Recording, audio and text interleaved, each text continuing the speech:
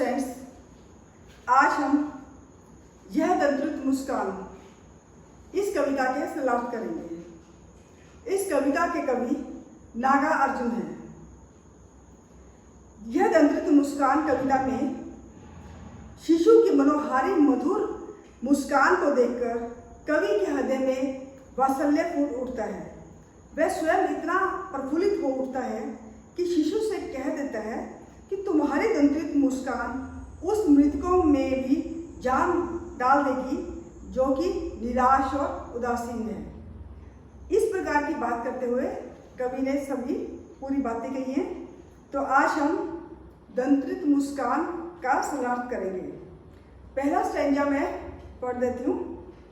तुम्हारी यह दंत्रित मुस्कान मृतक में भी डाल देगी जान, धूली दूसर तुम्हारे ये गात छोड़कर तालाब, मेरी झोंपड़ी में खिल रहे जलजात, परस पाकर तुम्हारा ही प्राण पिघल कर जल बन गया होगा कठिन पाषाण, छू गया तुमसे कि झरने लगे शफालिका के फूल, बांस था के बबूल। दंत्रित बच्चों के नए नए दांत, मृतक मरे हुए जान प्राण, धूली धूल मिट्टी, दूसर सना हुआ गात शरीर, जलजात कमल, परस स्पर्श पाषाण पत्थर। तो कवि कहता है इस स्टैंजा के अंदर कि कवि शिशु की दंत्रित मुस्कान को देखकर अपार सुख का आभास करता है। वह कहता है कि शिशु की, छोटे बच्चे की दंत्रित मुस्कान मरे हुए व्यक्तियों में प्राणों का प्रफुल्लता का संचार कर देती है। प्राणों का संचार कर देती है या प्रफुल्लता का संचार कर देती है या निर्जीव को सजीव बना देती है, ऐसा कवि का कहना है। अर्थात ऐसा कौन सा व्यक्ति होगा जिसका हृदय शिशु की मुस्कान से प्रफुल्लित ना हुआ होगा। कवि आगे कहता है कि तुम्हारे धूल से सने हुए शरीर के अंगों को देखकर ऐसा लगता है कि सोवर में खिलने वाला कमल मेरी झोंपड़ी में खिल रहा है। इस तरह कवि अपनी अपार प्रसन्नता को प्रकट कर रहा है। वह कहता है निश्चय ही तुम्हारा ही स्पर्श पाकर पत्थर पिघलकर जल बन गया होगा। निष्ठुर हृदय भी तुम्हारा स्पर्श पाकर अपनी निष्ठुरता छोड़कर सहृदय बन गया होगा। अगर कोई निष्ठुर व्यक्ति भी है, अगर आपका स्पर्श पालेगा, बच्चे का स्पर्श पालेगा या दंत्रित मुस्कान को देख लेगा तो वह भी सहृदय और उदार बन जाएगा। तुम्हारा स्पर्श पाकर ही मुझे ऐसा लगता है कि बबूल और बांस में भी शफालिका के फूल खिलने लगेंगे।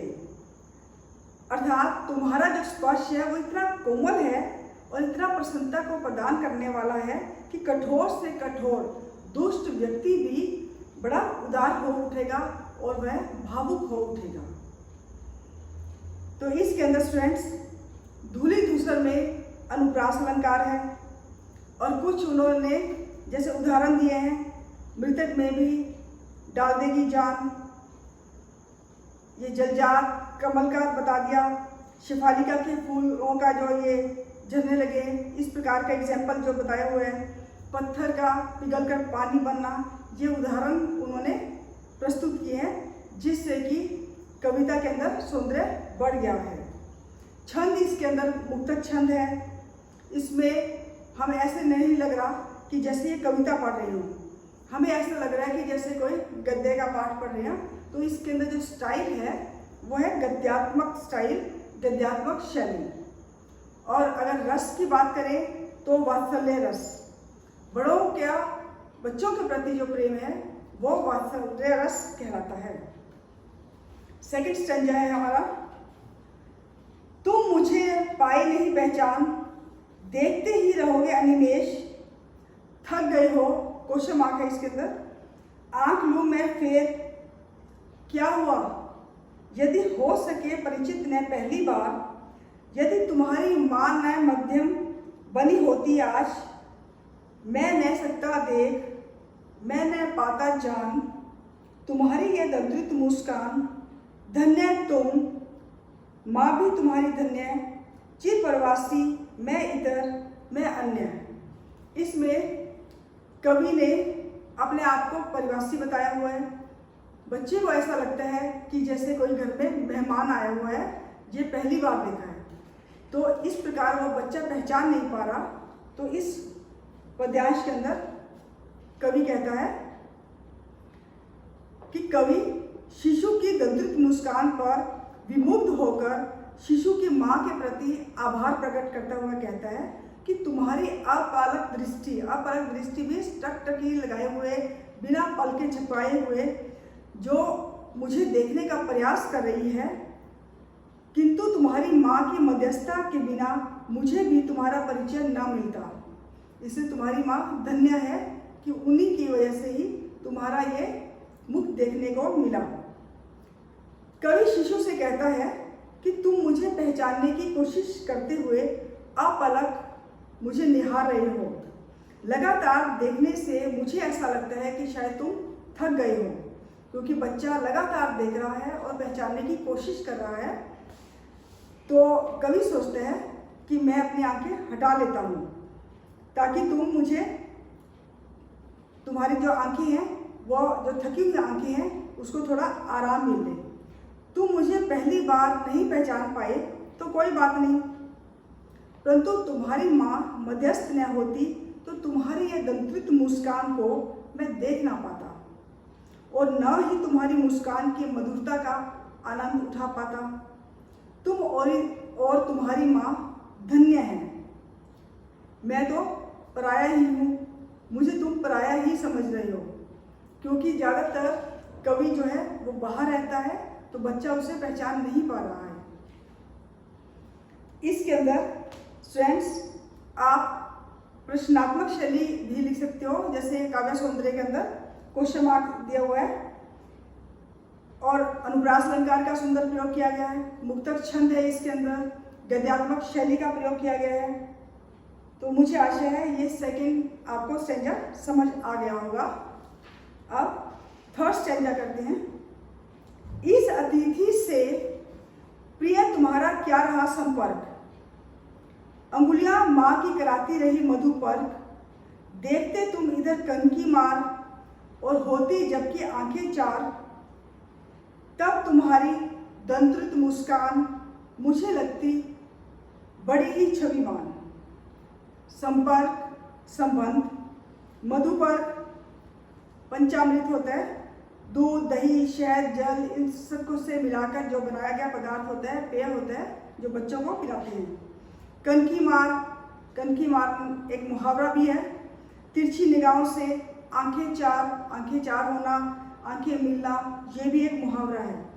छविवान, सुंदर। कवि शिशु से कहता है कि मैं तो लंबे समय तक प्रवास ही करता रहा, बाहर ही रहा, वो कुछ ऐसा काम करता था, बाहर जैसे नौकरी करता हो या कुछ ऐसा कार्य करता हो जिससे कि घर आने में टाइम लगता हो, तो वो बच्चा जो है उसे एक अतिथि समझ रहा है कि इसलिए कवि कह रहा है कि तुम्हारे लिए तो मैं अतिथि के समान हूँ, मुझसे तो तुम्हारा कभी संपर्क ही नहीं रहा। तुम्हारी माँ ही अपनी उंगलियों से शहद का मधुपर्क कराती रही, कि अंगुलियां माँ की कराती रही मधुपर्क, कि जो माँ है वही तुम्हें खाना खिलाती रही, तो ज़्यादा संपर्क जो है माँ के साथ ही रहा। अतः तुम्हारा परिचय मात्र माता से ही रहा। तुम मुझे कनखियों से टेढ़ी दृष्टि से देख रहे हो, मानो एक प्रश्न कर रहे हो कि अब तक आप कहाँ रहे और अब यह स्नेह दिखा रहे हो। ये क्वेश्चन पूछ रहा है, उसे कवि को ऐसा लगता है। कनखियों से देखकर मुझे पहचानने का प्रयास भी कर रहे हो, और जैसे आंखें मिलती हैं तो तुम मुस्कुरा उठते हो, लिखा हुआ ना, और होती जबकि आंखें चार, तब ये तुम्हारी दंत्रित मुस्कान मुझे लगती बड़ी ही छविमान। कि जब आंखें चार होती हैं और तुम मुस्कुराते हो और उस समय जो तुम्हारी छवि है वो बड़ी ही मनमोहक लगती है और मेरे हृदय में वात्सल्य उमड़ पड़ता है। मेरे हृदय में पिता का जो प्यार है वो उमड़ उठता है, ऐसा कवि ने कहा है। तो इसमें काव्य सौंदर्य में स्टूडेंट्स